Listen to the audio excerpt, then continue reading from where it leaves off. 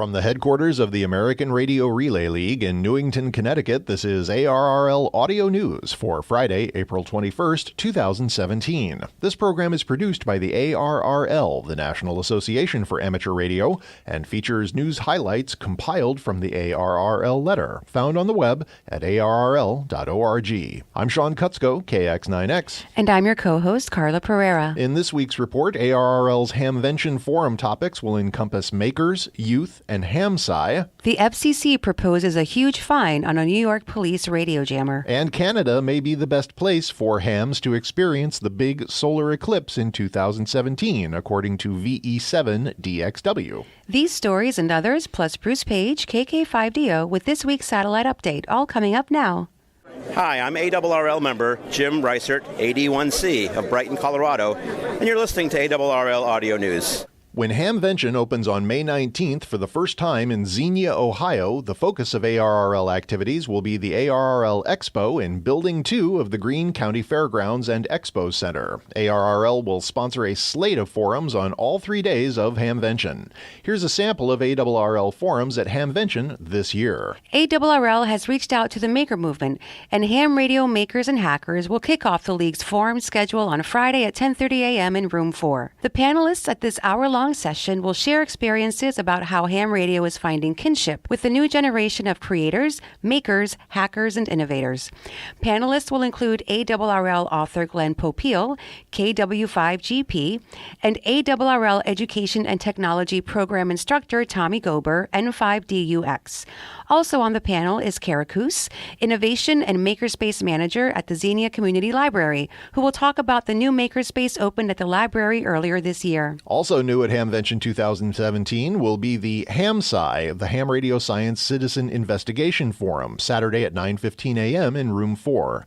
Nathaniel Frizzell, W2NAF, will answer the question, what is ham-sci? A group of panelists will share information about professional research programs supported by radio amateurs and how all hams can get involved. Presentations also will address investigations related to the total solar eclipse in August, and Frizzell will discuss the solar eclipse QSO party, ionospheric sounding using ham radio QSOs.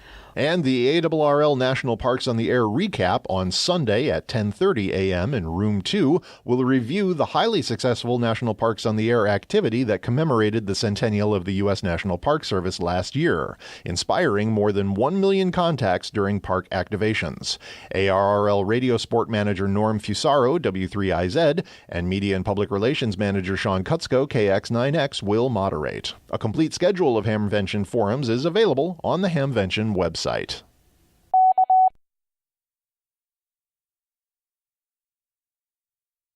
The FCC has proposed imposing a fine of more than $400,000 on a Queens, New York man who has admitted making unauthorized transmissions on New York City Police Department or NYPD radio frequencies, maliciously interfering with NYPD officers' communications.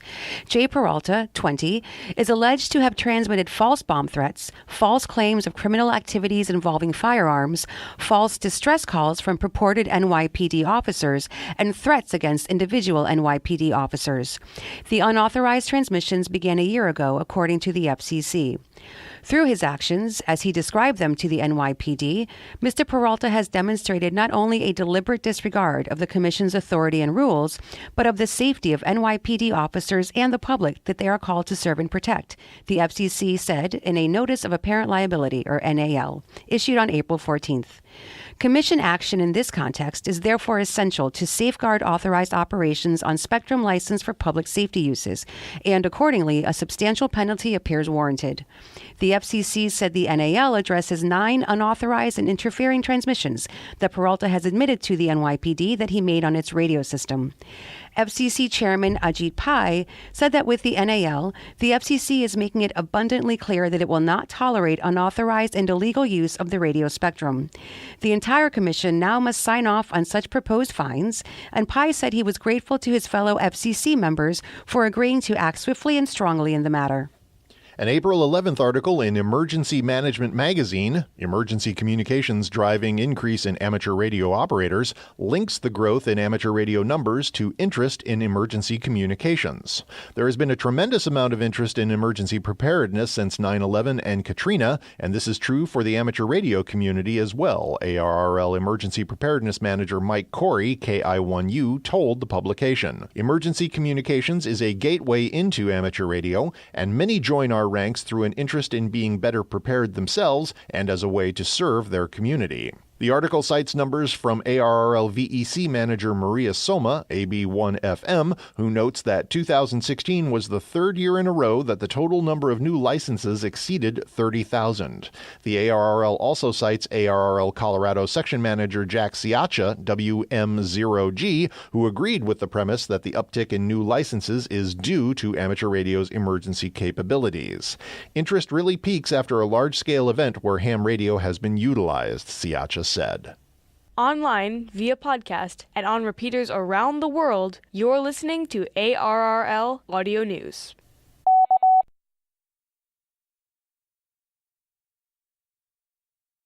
Now, with this week's satellite update, here's Bruce Page, KK5DO.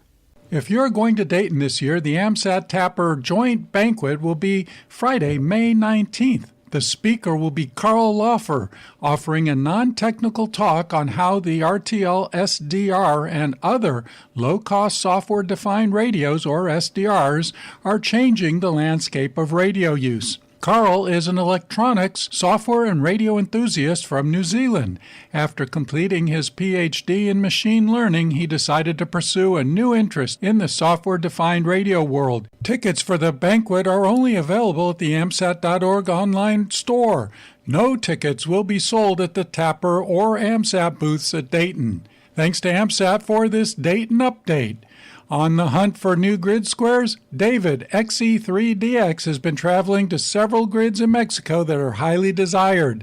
Listen for him on the linear and FM birds. This is Bruce Page, KK5DO, for the ARRL Audio News. The amateur radio on the International Space Station, or ARRS program, gained some valuable visibility at the 2017 National Science Teachers Association, or NSTA, National Conference, March 27 through April 2nd in Los Angeles. ARRL Education Services Manager Deborah Johnson, K1DMJ, represented ARRS and ARRL at the annual gathering. The ARRS team shared a booth with a few other educational programs under the Center for Advancement of Science and Space, or CASIS, Space Station Explorers umbrella. CASIS is an important sponsor of the ARRS program and the sole manager of the ISS U.S. National Laboratory. An estimated 4,000 educators visited the booth, learning what is available to engage students in ISS research and activities. The Space Station Explorers program includes a number of educational activities available to teachers that are appropriate for various grade levels. Storytime in Space, Zero Gravity, and Orion's Quest, to name a few, Johnson said. While at the NSTA, I had opportunities to speak with several curriculum developers, pointing up the importance of including radio and wireless communication in their physical science curricula, she added. Curriculum material about the electromagnetic spectrum and for using sensor technologies abounded, but radio was hard to find. Johnson said the NSTA conference also allowed an opportunity to engage in some team building with other program representatives, discussing ideas for future collaboration. The NSTA convention came on the heels of the Council of State Science Supervisors. Johnson also promoted ARRS to individual educators visiting the booth, explaining the program and the proposal process, and handing out more than 400 flyers. Johnson also discussed the ARRL's Teachers Institute with some attendees and encouraged them to apply.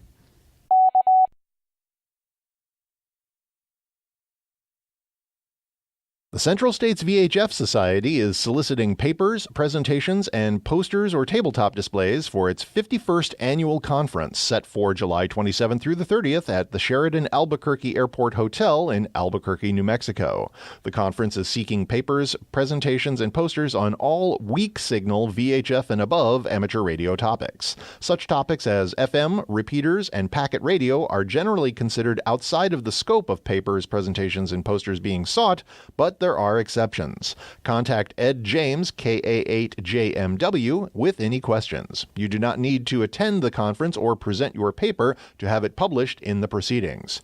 Posters will be displayed during the conference. Submissions will be accepted via email, Dropbox, Google Drive, CD, DVD, USB stick thumb drive, and other methods. The deadline for submission is June 12th for papers to be included in the proceedings. Additional details on papers, presentations, and posters, including formatting guidelines, are on the conference website. Online registration for the conference will open on or about May 1st. International Girls in Information and Telecommunication Technologies, or ICT Day, is April 27th. The ITU initiative aims to create a global environment that empowers and encourages girls and young women to consider careers in the growing ICT field, enabling them and technology companies to reap the benefits of greater female participation in the ICT sector. Since we launched Girls in ICT Day, we have seen over 240,000 girls and young women take part in more than 7,200 celebrations in 160 countries worldwide, said the ITU's Kamal Hussenovich, Chief of the Infrastructure, Enabling Environment, and E-Applications Department. He offered some tips on planning Girls in ICT Day events.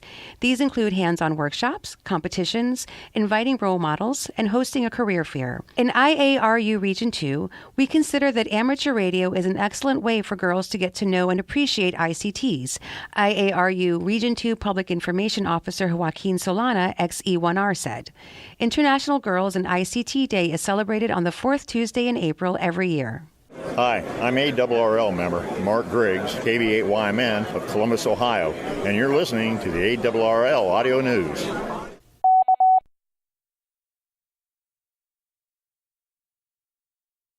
And finally, Alex Schwartz, VE7DXW, who developed the online scanning RF seismograph to determine which bands are open, is among the many looking forward to the solar eclipse on August 21st, 2017. Although the path of totality will move over Oregon, then southeastward toward South Carolina, he believes radio amateurs north of the border can take advantage of this very exciting celestial event, as those in the U.S. will be doing, and may even have an edge of sorts. Members of the Ham Radio Science Citizen Investigation, or HAM-SCI, in the U.S. will sponsor a solar eclipse QSO party to conduct their own research. This will be spectacular when viewed with our eyes, Schwartz said. The effects of solar radiation on the propagation of radio waves will be equally or more exciting. Schwartz said it may appear that Canada won't be a part of the solar eclipse, but British Columbia will have up to 95% coverage, he pointed out. As the solar eclipse is moving over the planet, it is leaving a canyon of deionized gas on the ionosphere in altitudes of about 100 to 300 kilometers, Schwartz said. This puts Canada, and especially Ontario, in a very good position to get really long signal paths to the horizon toward the south. Southern Ontario will be in the best location to make contacts into the southern and western U.S. and Central America. In southern British Columbia, we can aim our antennas right down the length of the propagation anomaly and reach the Caribbean and southeastern U.S. Schwartz said timing is important because the gas will ionize again after the solar shadow has passed. The entire passage across North America will only take approximately 90 minutes. Schwartz said that during the 1999 solar eclipse in Europe, radio amateurs recorded long-distance contacts on 160 and 80 meters. We want to inform all amateurs about the opportunity of experiencing the solar eclipse on a totally different level by operating radios in their shacks, he said. Schwartz encouraged all ham radio clubs to participate in the opportunity not only to view the eclipse, but to experience its effects on radio propagation. Look for more information on the HAM-SCI Solar Eclipse QSO Party at hamsci.org. And that concludes ARRL Audio News for this week. Our thanks to all contributors to this week's report. ARRL Audio News is produced by the American Radio Relay League, the National Association for Amateur Radio. For more information on amateur radio or the ARRL, visit us on the web at arrl.org. You can also find us on Facebook, Twitter, and Instagram by searching for ARRL. If you have a question or comment about audio news, email us at audionews@arrl.org. This program is copyright 2017 ARRL, all rights reserved. Until next week, I'm Carla Pereira. And I'm Sean Kutzko, KX9X 73, and thanks for listening.